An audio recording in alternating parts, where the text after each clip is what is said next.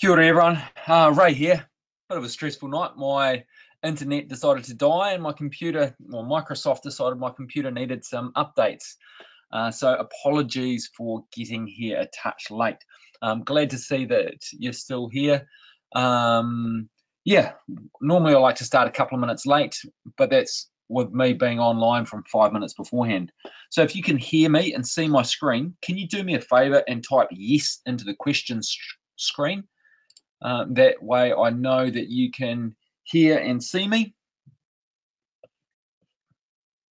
Not necessarily see me, but see my screen with running with power and benefits, setting intensities, incorporating intensities into the training, as well as the secret sauce sessions, which is what we're going to be covering tonight.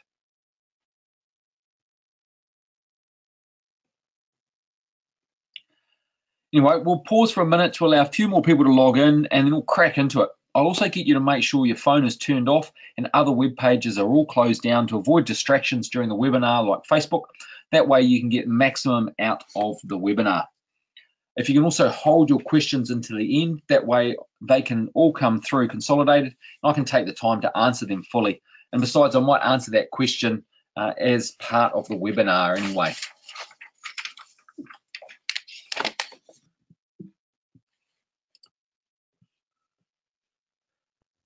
Hey Josie, welcome. Trust you can see and hear the screen. We're going to get started very shortly, so you've turned up just in time. If you can see my screen with the running with power for the heading and can hear me, if you can just type yes in the question box. Thanks, Josie. And Cecil, if I pronounce your name correctly, if you can do the same if you can see and hear.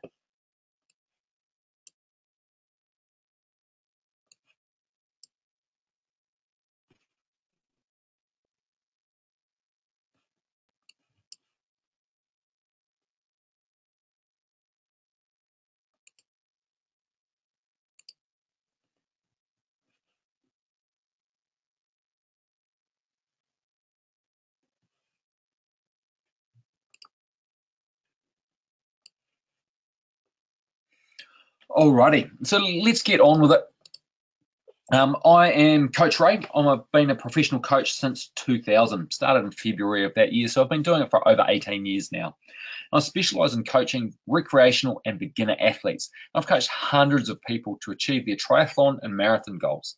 But I don't just coach anyone. I like to closely screen the athletes that I work with to make sure they're going to be a good fit for within Qwik Kiwi. I like to make sure that everyone that I work with is success driven and they will get that success. As an athlete, I've done Ironman 6 times, I've started and finished 6 times at Ironman Taupo, but one of those times in 2006, the race was cut short. And I've also done Challenge Wanaka down in New Zealand. And thanks, Cecil, for getting back to me. Appreciate that. Marathon-wise, I've actually lost count. I keep meaning to count up. I know I've gone past 40, but I don't think I've got to 50. Marathon PB-wise, I've gone very close to going sub 3 hours. Managed to just miss out by 20 seconds in Dunedin a couple of years ago. So 3 hours, 0 minutes and 20 seconds. I actually rounded the last corner and started running down the finishing chute as I saw it tick over from 2:59.59 to 3 hours flat. So that was a bit of a shame for me, but that's life. Life can sometimes be disappointing. And when you consider that an hour beforehand, I was not even close to achieving that goal due to weather and where my mind was at, I think that was a pretty good result on that day. Anyway, so that's me and my partner last year, I think that was, running around one of the lakes that's local to where we live in Nelson. That's up at the Nelson Lakes, Lake Rotoiti, and I've also spent a bit of time climbing those mountains in the background. But in the middle of summer when we did that, there's no snow on those hills. But 2 years ago, we went up there on Christmas Day and had a white Christmas up in the hills, albeit a brief amount. That's my daughter. She's a little bit older now and no longer fits in that backpack, but she loves getting out into the hills as well, and that was a great day. And there's me competing. That was 2016 in the Wellington Half Ironman. I actually swam last night with Shane Reed, who won that event. He lapped me, actually. It's quite a tough course. And yeah, he caught me up a few Ks from the finish line as he was finishing his second lap and I was finishing my first. I was pleased to see that the hills forced him down to a walk as well, because I hadn't managed to run. And I think pretty much nearly everyone competing that day had to walk part of the hills. So anyway, without further ado, let's have a look at what we're going to be covering today. So tonight, we're going to be looking at power meters for running and the benefits of running with a power. Why not just use pace? GPS watches are good. Why can't you just use that? Why do you need to use power? And the reality is you don't need to use power, but you'll get a lot more out of your training by using the precision and the advantages of power, which has got a few trump cards that pace doesn't have by itself. How to set intensity if you do start training with power, and how to incorporate these into your training, as well as some of the secret sauce sessions that I utilize with athletes that I coach that use power meters. Now, I trust everyone sort of that's coming on board knows what a power meter for running is, and they're reasonably new to the market. So not everyone is fully familiar with them. There's a few different versions. There's ones where you can replace the footbed of your running shoe, and that will actually measure the amount of impact and force from your foot to the ground as you're running. Then there's options like the Stride foot pod that clips onto the laces of your shoes, and that's what I utilize. And the athletes that I coach that are running with power also utilize a Stride. So a few of them have got that. And then there's other versions that are within the heart rate strap that measure accelerations and how hard you need to work to overcome the resistance against you running. So those are the sort of things we're talking about, depending on which brand. Stride is probably the biggest player, closely followed by Garmin. And neither of them measure it directly. They both have reasonably reliable estimations of the power you are generating.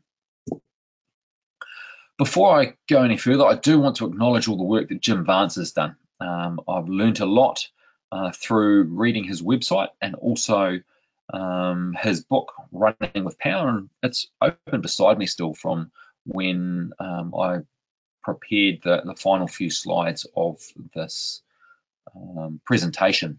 And it's basically the Bible for running with power and how to get the most out of your training with it. So I do encourage everyone that is working with a power meter for running to get hold of this book. It's a fantastic read, and it's a light read. It's not like some of the sports technology or training methodology books out there that are very dry, very theoretical. Jim Vance it's reasonably easy to read. Now, I don't get any kickbacks or anything for recommending either this book or a Stride power meter for you, so I'm not getting anything out of that. Just it's really good and you get a lot of benefit from it. And just want to welcome you, Tom. I see that you've turned up, so welcome along. Glad you can join us. The benefits of running with power. Now, this is the crux of it. And a number of you listening in will be familiar with the benefits of cycling with a power meter, especially if you come from a triathlete background. You maybe even train or race with one on your bike. And the benefits of doing the same with your running are effectively the same. And they've been shown to revolutionize people's training. And it's done that for myself and a number of people that I coach that are using a power meter.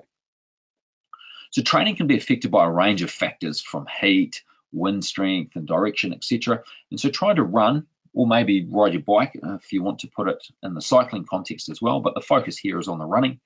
So trying to run by speed or pace can be quite variable depending on the environmental conditions and even terrain. We can relate this to the level of intensity increasing as you commence to climb a hill. So you might be running along at, say, and I'm just going to pluck a figure here, 6 minutes per kilometre, and you hit that hill. If you keep running at 6 minutes per kilometre, you're going to have to work really hard, and you'll notice some subjectively that you're working a lot harder, and your heart rate's probably going to be going up if you maintain that 6 minute pace as you start running up the hill. Or alternatively, you can keep that effort the same, and you notice that your speed declines as you run up the hill because you've got to work against gravity. When heart rate monitors were introduced back in the 80s and became popular in the 90s, we could now sort of measure intensity, or if we're more correct, we measure our body's response to that intensity. Heart rate too can be affected by other factors such as how fatigued you are, how well nourished and or hydrated you are, caffeine ingestion you've had leading into the training activity, or ingestion of other stimulants, which can all have an impact on your heart rate. So from one effort to another effort, or from one day to the next, your heart rate isn't going to respond precisely the same. Heart rate can't tell you how much you're improving by. It can only tell you how fast your heart is pumping, because it can be affected by other factors that have nothing to do with running or cycling or swimming performance. It can be quite easily misleading you by giving false conclusions about your performance or your fitness. If you measure your effort involved, regardless of other factors, you can keep track of your training and racing efforts and actually compare them meaningfully against each other. With power, you get the opportunity to compare apples with apples. And that's basically the crux of it. Power is measuring or estimating your output, the effort you're putting in, and it's measured in watts. So that's a big advantage with training. With a power meter, you get a great deal of information about your running, which can help identify your strengths and weaknesses, as well as target efficiency gains. It will communicate detailed information to your coach through a platform such as Training Peaks, which is the one that I utilize, but there's a number of other ones out there on the market that you can use with your coach.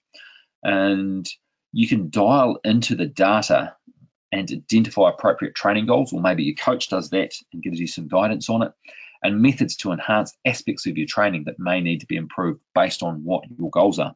A power meter will help you achieve peak performance through the application of better information and better communication, and then finally better training as a result of it all. Does that mean you should ditch the heart rate monitor or GPS watch? Definitely not. Just because heart rate can be influenced by a number of other factors, it doesn't mean that information isn't important in seeing the bigger picture. If I had to choose between heart rate data or power data, I'd definitely be choosing power every time. However, if I had to choose between having power data only, or the combination of power and heart rate, I'd choose the combination every single time without question, as the heart rate data can add meaning to what is seen with the power data. Utilizing the power meter allows fitness changes to be tracked meaningfully with objective fitness measures. Your training can be modified to elicit a training response when key performance markers are hit and others not. You can reach a plateau with your training. The data generated by a power meter can help you identify this relatively easily. The biggest advantage of running with a power meter is the quantification of how much training stress you've put your body under. And if you're using a product such as Training Peaks, then that can be measured as part of their TSS, or their training stress score. And that's a really good tool to utilize. Now,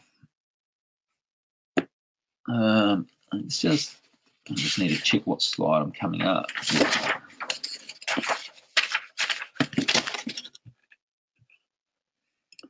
So why not just use pace? And this picture here, I'd like to just acknowledge that came from Jim Vance's book. And so it's another reason why I encourage you to get it. He's got some really great information in there. And the runwithpower.net, that's his information website about running with power. So feel free to go check that out. Now, why not just use pace? Because power is more precise and it correlates with the intensity, as well as a measure of your output. If you see in the picture there, you've got the runner running up the hill, and as he goes down the other side, his heart rate's going up as he runs up the hill, and so is his RPE, or rating of perceived exertion. His pace is on the flat leading into the hill. You can see it's dropping down as he gets onto that hill, slows down, and then when he goes over the other side, it increases until he gets back on the flat, and where it slows, well, not slows down, but it returns down back to his pace he was running beforehand. The power, on the other hand, as he goes downhill, it fluctuates based on the actual output. He's had to run harder up the hill, so it's higher initially, and then as he descends down the other side, it tapers off for him. And I'm assuming that's a male figure there. It certainly looks more male than female, so don't think I'm excluding females from that. And good to see you've joined us as well, Wayne. Thanks for attending. And as he returns onto the flat, he increases his pace a little bit to return to the effort level that he's putting in there. Now, more power, greater number of watts you put out. A lot of people think more is better, and when it comes to power, it doesn't necessarily mean that. If, take for example, someone who runs, let's say for argument's sake, 40 minutes 10K, and that's a reasonably respectful time to run a 10K. And I'm just going to pluck some figures here, and they average 300 watts for that 10K, for that 40 minutes. If they can then run that 10K in 39 minutes, also at 300 watts, then obviously they've improved their efficiency. They're running faster for the same amount of effort, and that's a really positive position to be in as a result of training. If, for example, they run the 10K and they continue to run at 40-minute pace, but they're now only running at 290 or 285 watts, they've also made an efficiency improvement. So they're running at the same pace, but for less output, less work done to achieve the same result. So it's also another big improvement, and we can measure that precisely through the use of a power meter. So it's a really great tool to have on board to assist with that. Now, before we move on to how to set the intensities, just want to introduce you all to one of my clients, Di Chesmar. She's been training for a number of events over many years, and she's just got a quote here that she put up on my Facebook page. And she says, I've been using Qwik Kiwi since 2006, and she's still continuing to do so, to take the guesswork out of the training I need to do for a variety of events. The personalised training program from Qwik Kiwi / Coach Ray features many of the workouts he publishes in his Coach Ray Qwik Kiwi website. They've been successful in getting me to the start line of many events of various lengths and disciplines: triathlon, duathlon, cycling short and long distances, time trials, etc., adventure races and running events. The workouts, coupled with my personal desire and commitment to achieve, are a win-win for me. Now, Di has done a number of events all around the world. That picture there is her finishing at Challenge Roth. I think that was last year. It might be the year before. She's been over there twice now. And she's done cycle events, 1,000 kilometers in distance. So that's about 630 miles for those of you that operate in the imperial system. And she's represented New Zealand at the World Championships for Triathlon and competed around the world in a number of events. Okay, let's look at how to set intensities. Now, there's two key ways of doing this. There's the 30-minute FTP, or functional threshold power test, and then there's the 3-minute, 9-minute FTP test. They're both really good. I've got a couple of links there, short links rather than putting the long ones in, and I'll send out an email after this with these links and some of the links to some of the workouts a little bit later, so you can get your and have a bit more read of a bit more detail of these. So let's talk about the 30-minute functional threshold power test initially. After a warm-up, you do 30 minutes of hard running and then have a cool down, and your average power from the last 20 minutes of that hard 30-minute segment that's your FTP. And this is really great for fitter athletes, athletes training for 10K and longer. And I like the concept of training is testing and testing is training. And you get a really good training stimulus from doing such a long 30-minute effort. It's challenging mentally and physically, and it replicates and provides some simulation of an event, which is a really good benefit, as well as the physiological taxing on the body. So that's one of the reasons why it's really great beneficial for people doing 10K, half marathon, marathon, or a half Ironman, full Ironman, or an Olympic distance triathlon. And you get some good data from it.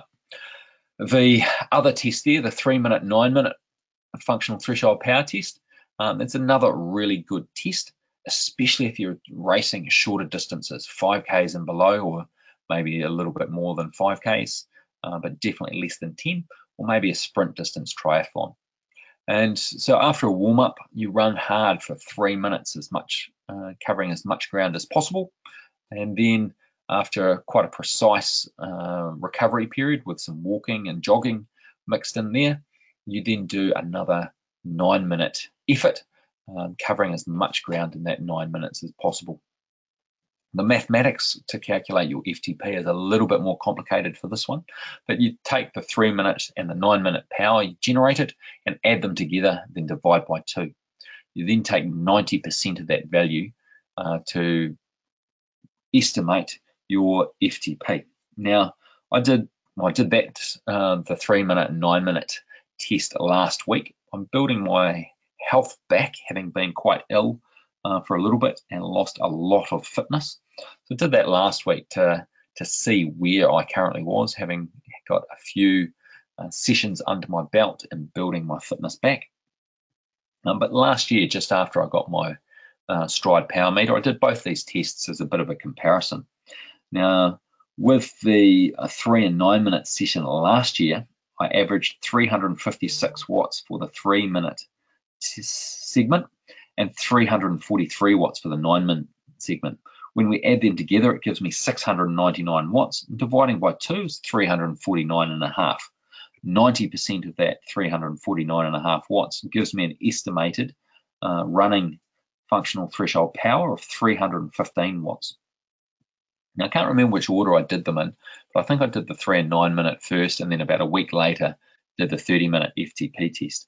And the last 20 minutes of that averaged out at 328 watts. So you can see that there's a little bit of a difference of, 13 watts from the 315 to the 328. Now, they're testing slightly different aspects and estimating your FTP through slightly different means. So that accounts for a bit of a difference. And there's a good chance, because of the type of training I was doing back at basically a year ago today, we got some possible fitness gains over that period to account for the difference. If I'd been doing them very close together, as in a few days apart, they possibly could have been a bit closer, but then again, they may have been affected by the amount of fatigue. So anyway, we've got our FTP, or a number for the FTP. Now what? What does it mean? And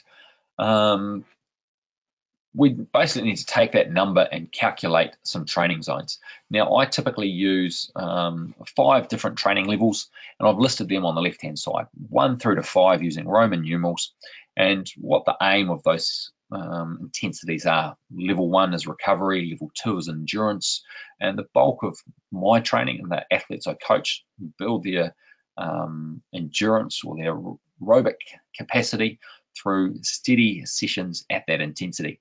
But we build the speed depending on what type of event they're training for by training at the higher intensities. Level 3 for tempo, level 4 for threshold, and level 5 to enhance the VO2 max. Jim Vance splits the intensity up with power through 7 different zones. And so he's got another zone between my level 4 and level 5 that he refers to for high intensity, and then he's got a higher one again for anaerobic capacity peak power. And that's an intensity that I will use for some specific people in specific situations. But for the majority of my athletes being recreational athletes trying to improve their own personal performance as opposed to racing at the elite end of the spectrum, there's a minimal relevance for the people I coach. So anyway, the 7 different zones there, you take a percentage of the functional threshold power you've calculated and gives you a bit of a window to operate in to maximize the gains for that. So trying to run at level 2 or Jim Vance's zone 2 with a 81 to 88% of your functional threshold power is going to be really beneficial to improving your endurance. Lifting that intensity a little bit higher to 96 to 105% of your functional threshold power, so on Jim Vance's zone 4 or my level 4, it's going to be really good for enhancing your threshold, your ability to suffer and to maintain that pace for sort of 10 to 15 Ks. But it'll also provide benefits to racing longer distances, whether we're talking marathons or half marathons. But you're not going to be maintaining that pace for the entire event. By improving your performance at that intensity, it will definitely have a carryover effect to racing at the half marathon and marathon distance. At the top end of things, improving your VO2 max, that's Jim Vance's zone 6 or my level 5, and that's typically between 116 and 128% of your FTP. So a lot of hurt and short duration. How do we incorporate those into training? And I'm going to go through a few different types of sessions, but the key ones are long run, and I like to do my long runs, and towards the end of them, I get my athletes to include some stride outs. And stride outs are a comfortable but fast running pace. So most people need to pick up their pace, accelerate into it. I get them to do it for short distances. I get them to do it 100 meters or thereabouts. It doesn't need to be precise. Some people only do it for 20 seconds. Other people will spot something 100 meters away and stride out or accelerate to stride out pace until they get to whatever they've spotted. And for a 2-hour run, get people to run at that zone 2 or level 2 intensity to 81 to 88% through until the hour 35 mark when they complete their first stride out. 5 minutes later, at an hour 40 mark, they complete their second, third at 145, and then an hour 50, they complete their last one. And then from there, they take the remaining time through to the 2-hour mark as a cool down. And that's at your long, steady pace anyway, 81 to 88% of your FTP. So the level 2, zone 2 sort of intensity. An effective tempo session I get my athletes to do, referred to as a steady plus session. Warm up at the level 2 or zone 2 intensity, then increase your effort into zone 3, or in my terminology, level 3, and that's between 89 and 95% of your FTP.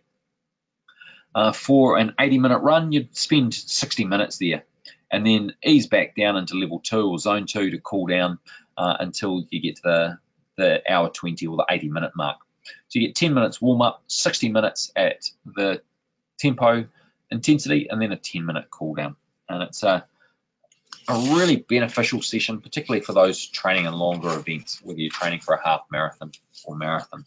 But can be a really good early season base building activity for people training in shorter distances as well. Looking at some more intense sessions here, the 5 by 6 minute threshold session I've got listed there. A link will take you through to a lot more details there. So all you're doing is, after a warm up, increasing your pace to level 5 and holding that for 6 minutes.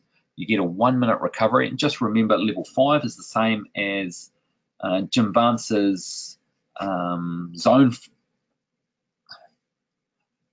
That's a typo. It should be level 4. It should be an I before it. So his level 4 is the same as Jim Vance's zone 4, and we're talking sort of the 96 to 105% of your threshold, functional threshold power. So we're riding that line of discomfort, keeping that intensity nice and high. We get a very brief 1-minute jog down at level 2, the 81 to 88% of your FTP before we're back into it. And we're repeating it for a total of 5 intervals. The next session there, the 4-3-2-1 VO2 max, that's a beautiful session. It's quite tough, and the set gets repeated twice. So there's, after the warm-up once again, 4 minutes at level 5. So that's the VO2 max, or the zone 6 for Jim Vance's terminology, at 116 to 128% of that FTP. So nice and high. 4 minutes of pain and suffering. You get the benefits of it. After that 4 minutes is up, a 4-minute jog back at level 2, down at the 81 to 88%. Then up again, 3 minutes at the 116 to 128% of your FTP. 3-minute recovery back down in the level 1 or the zone, level 2 or zone 2. And then 2 minutes hard, 2 minutes easy, then 1 minute hard. After that final 1 minute hard, you have a 5-minute jog to recover, get rid of any lactic acid that's built up, and then you do it all again. Repeat that whole set. Like I said, it's a tough session, but really good benefit comes right. A lot of benefits, particularly if you're into racing a 5K, and even out to 10K, you get a lot of benefit from that session. Total of 20 minutes run at a really high intensity. So tough workout. Alrighty, I'm going to introduce you to another one of my athletes, Janne Faulkner. And she focuses on running and triathlon. And she says, Coach Ray doesn't just do a set and forget program. He analyzes each session and provides valuable feedback, including praise when deserved. He knows his stuff, and this soon brings results. Every day since being on the team, I feel fitter and stronger and eager for the next challenge. I've come to realize that it's more about training smarter, not harder. He's a top coach, and anyone who has a goal and the determination to work towards it are very lucky to have him provide a training program to help achieve it. The support of other athletes on the Qwik Kiwi team helps too, to make you feel you're not alone on your journey. You don't have to be great to start, but you have to start to be great. There's some very wise words there from Janne. And just so everyone's aware, although I am based down in New Zealand, in Nelson, most of my clients are spread throughout the world, with clients in the United States, in Australia, Great Britain, France, Canada, where have I missed? Oh, Qatar as well. Robin in Qatar. So spread all around the world, and we've got a closed Facebook group that sort of keeps everyone nice and close, a nice close-knit community. It's really good buzz posting in there most days, finding some really great sessions that people have done. Okay, moving on. Before we move into the question and answer part, we're going to talk about some of my secret sauce sessions. What are some of the key sessions I put my athletes through depending on what they're training for? So for 5K runners, VO2 max session here, it's another tough session similar to the 4-3-2-1, but this is 12 by a minute 30. So level 5 or zone 6, that 116 to 128% of the FTP for a minute 30, and then you get a minute 30 recovery between, and you repeat that a total of 12 times. Really tough. You can do it on the road, you can do it on the track, you can even do it on undulations. If you're training for a road race as opposed to a track, definitely recommend getting out and doing it on the road. If you're training for a track, 5,000 meters, then do it on the track. Very similar to doing a set of 12 by 400 or something of that nature. Tough, but provides a lot of benefit. And that link there, or the short link, will take you through to an article about that session. The next one there is a really great session for 10Ks or 10K runners. Whether you're doing 10K on the track or on the road, this will provide a lot of benefit.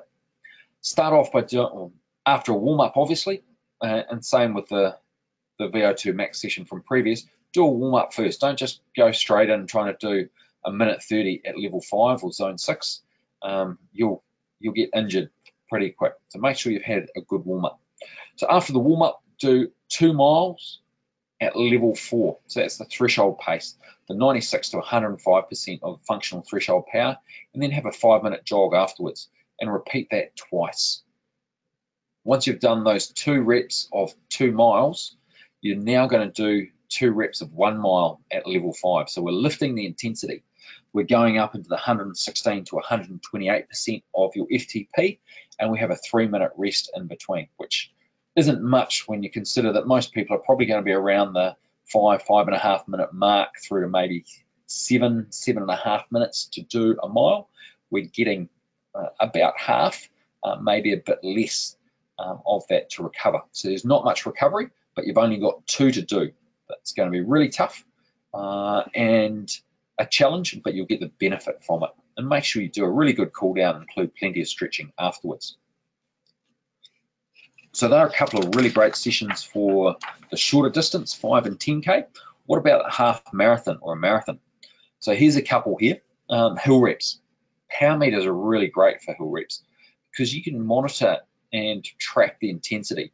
Whereas training with pace, using the pace zone index or Jack Daniels VDOT system, you couldn't really monitor your effort. Whereas power, you can monitor that precisely. So this hill rep session here is 10 by 2 minutes. Run up the hill for 2 minutes, trying to maintain a level 4 or zone 4 intensity, sort of that pretty much on the cusp of your FTP, right around that number, 96 to 105% of it. Once the 2 minutes elapse, turn around and jog downhill. Level 2, keep it even lower. When you get to the bottom, turn around and go back up. It might take a bit less than 2 minutes. It might take a bit more than 2 minutes, depending on the type of hill you're on. But the key thing is you're going to get a bit of recovery, about 2 minutes, and then you're going at it again and again and again. And there's 10 reps here, 2 minutes.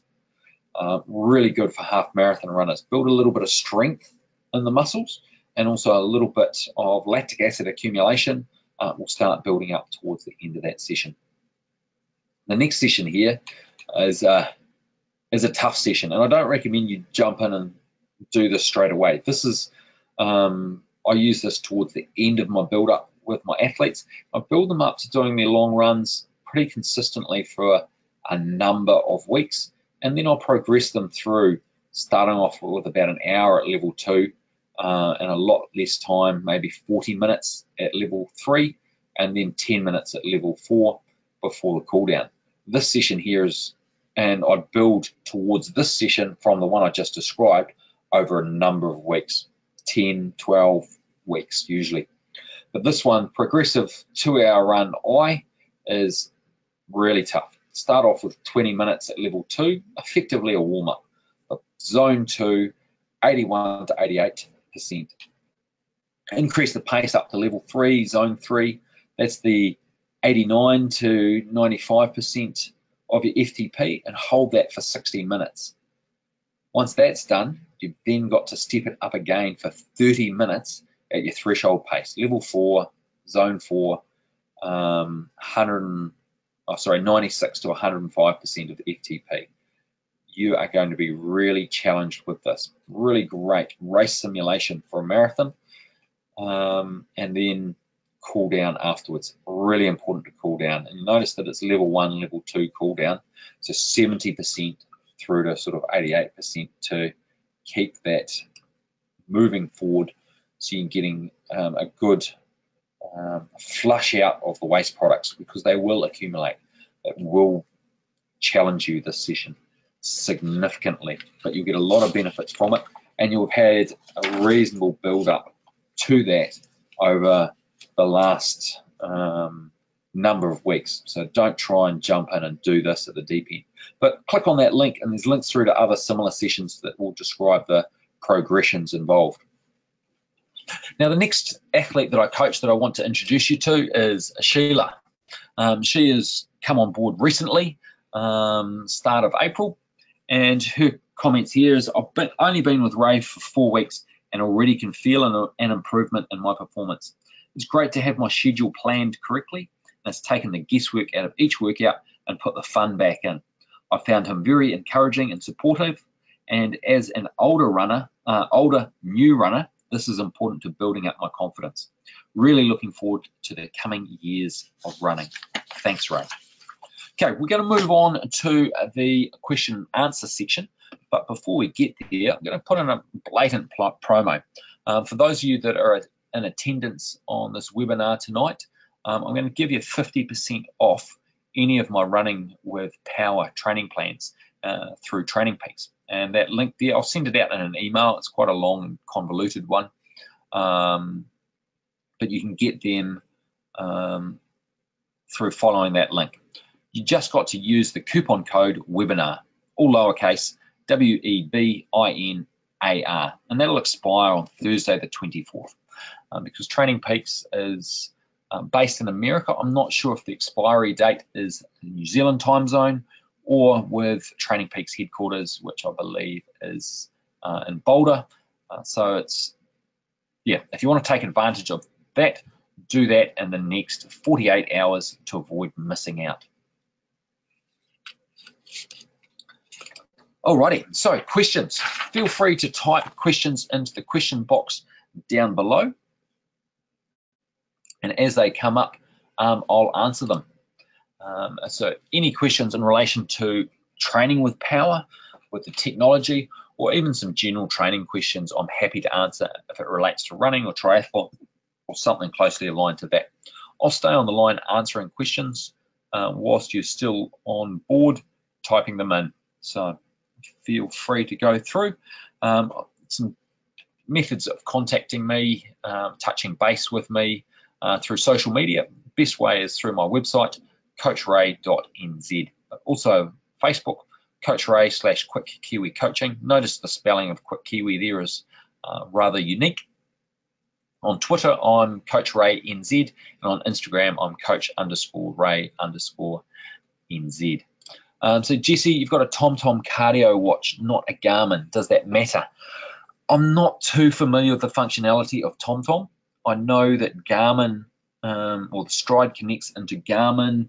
They've got an app that's both, pretty soon it's iPhone and Android, so you can use it that way. I know Garmin have got some technology built into a number of their systems, so you don't need a third-party product like the FootPod for Stride or the Footbeds to measure power. It might be that TomTom can connect through to or sync with the Stride. I'm just going to quickly on my phone jump onto the Stride website and see if that's the case. Pretty soon they're stride.com. They might be striderunning.com or something like that.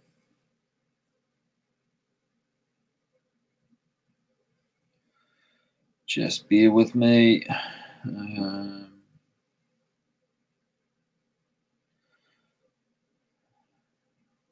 It's been a while since I've been on their website. I don't know where to look really. Support maybe. That might be how to fix a broken one.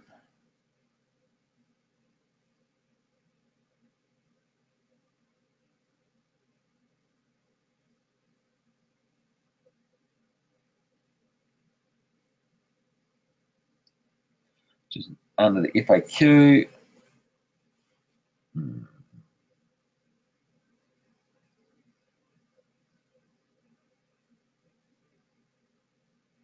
Stride apps and phones.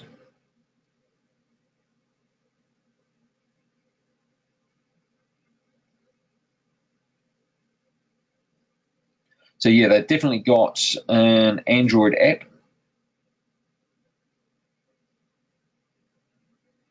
There's talk in here about using Apple Watch.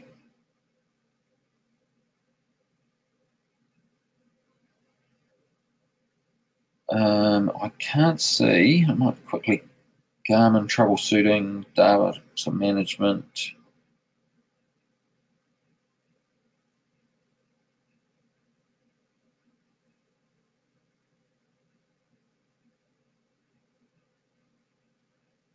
Can I use Stride without a compatible watch? I can't see the list of compatible watches, but yeah, you can definitely use Stride with the app on your phone.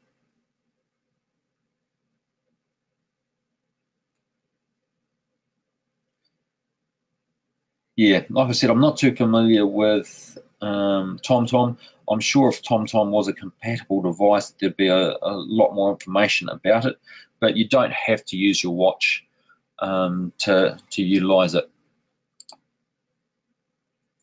About your Apple Watch, Josie, I didn't read the FAQ section fully that related to it, but I think it might have been more in relation to listening to music coming from your phone and using the Stride app on your phone time at the same time. But if the app is if it's an iOS app, I think they work on an Apple Watch. I don't have an Apple Watch, so I don't know the ins and outs. So there's a possibility there. You might need to just do a little bit more research with Stride, but you can always use it with your phone, regardless of whether it's Apple or Android. You can get the app and utilize it there. So hopefully that opens up the world of power training for you and creates some opportunities. Any further questions?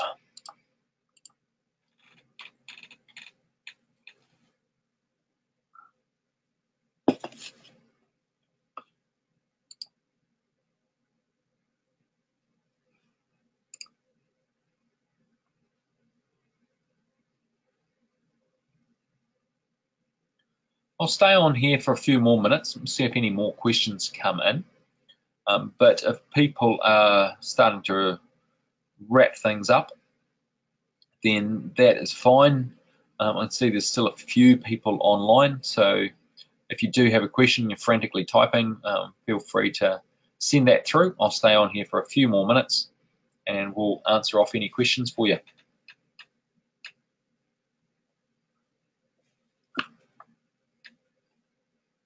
And thanks for all attending. Appreciate you being there. Thanks for the questions there, Josie.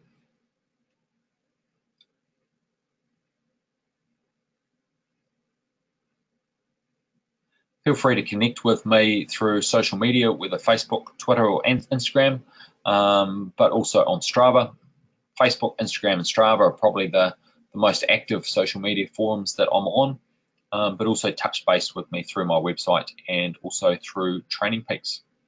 Thanks for joining us this evening, and look out for future webinars in the future about different topics. Thanks, everyone.